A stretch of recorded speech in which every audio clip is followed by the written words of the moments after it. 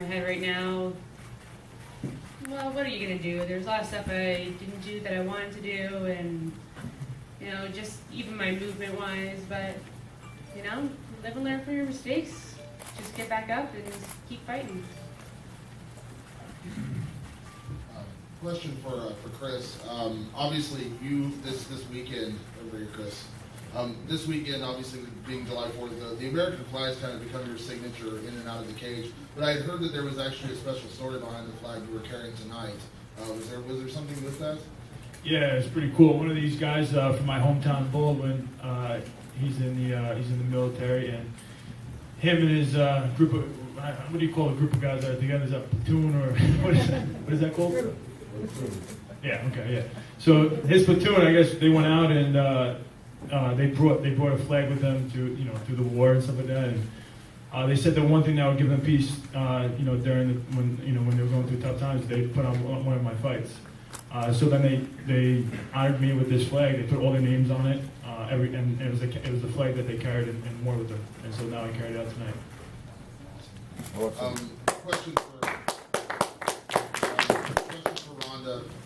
In the cage, Dana obviously said it was a little unfair. I think a lot of people felt it was unfair to even ask you that at that point, to say, can you step in on a month's notice? What's running through your mind at that point? Obviously, you want to step up and be a company person, but I know we talked before the fight. You said this is probably the time where you need to take some time off. Well, everyone kept asking me what I was doing for this fight to make it more difficult, because I always say I'd do something to make it more difficult than myself. And so I was waiting till the press conference to tell everybody that I was going to get knee surgery, and I just kind of got put on the spot, and I was like, well, I have to make sure I'm medically cleared first. I just want to make sure that I'm healthy, and I'm down to fight at any time. I just want to be healthy, and that's one of the mistakes that I made in judo is I competed too much when I shouldn't have, and it seemed not very characteristic of the company when I got put on the spot. To be honest, I was very surprised, but they know that I'm down to fight whenever I can, and I'm physically able. And as soon as I'm physically able, then I'll be back and ready to go again. And I know they brought it up in the post-fight interview, but you did seem to turn a corner a little bit with fans this week. You got a lot of cheers. Ultimately, it doesn't affect your performance, but you saw it with some other fighters as well. You kind of see that turn of the corner with the fans. I mean, does that mean something to you to kind of have that support? It's nice to have the support, but I mean, if you allow the cheers to make you feel good, then you also allow those to make you feel bad. And so I appreciate all the passion that comes from the fans. However, it does come, and I appreciate people caring so much. But I try not to let the opinions of people that I don't personally know affect my happiness too much. I'm just happy that people care at all. Chris, can you take us through your thinking going into the fourth round? It looked like you had won the first 3 rounds. Did you at all think of going and making yourself a little bit more protective, or no? Yeah, I know. Longo just kept telling me, all right, there's another one in the book, there's another one in the book, there's another one in the book. So you got 3 in the book, and I'm just like, I don't believe you. I was like, I can't, I gotta just keep moving forward, and I gotta keep working, because I've seen too many decisions, go the wrong way.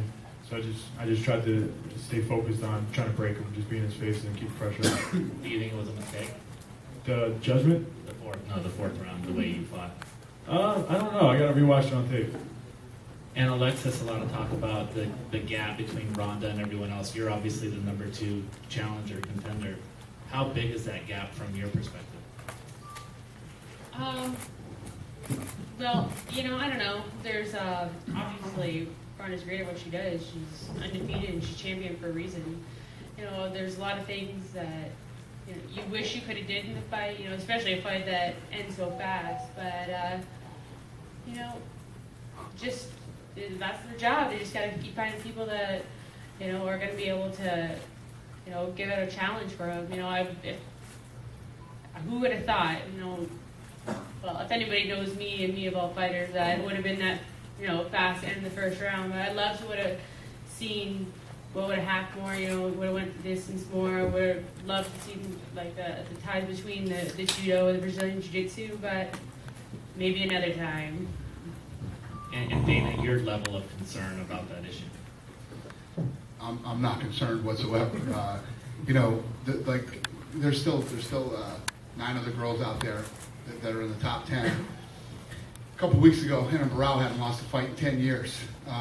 He had finished every title fight, and the list goes on and on. There's always what Rhonda said earlier. Rhonda, what motivates you to keep working this hard? It's that gap. If you want to stay that much better than everybody, you want to stay good, you got to keep working hard. And anybody on any given night can step into that octagon and have their worst performance while your opponent has the greatest performance of their life.